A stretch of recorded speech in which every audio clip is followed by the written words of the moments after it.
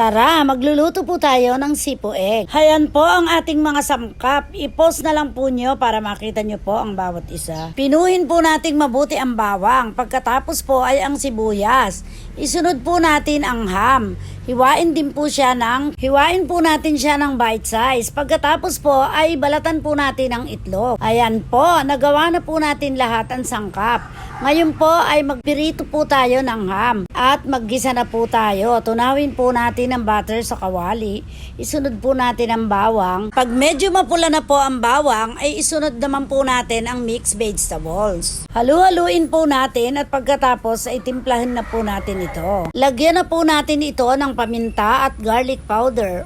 Halu-haluin po natin nang lumasa po ang ating mga nilagay na sangkap. Ilagay na po natin ang cubes at ang ham. Halu-haluin po muli at pagluto na po ay pwede na po nating ilagay ang ating Nestle cream. At halu-haluin po natin itong muli. At pag ito po ay luto na ay pwede na po nating ilagay ang ating quail eggs.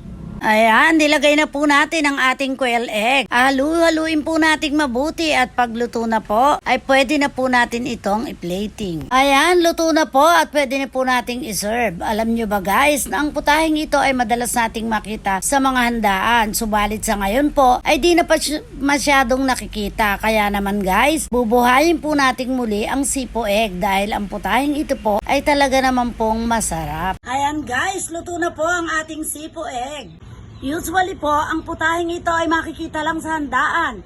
Pero guys, kayang-kaya pala natin itong lutuin kahit sa bahay lang.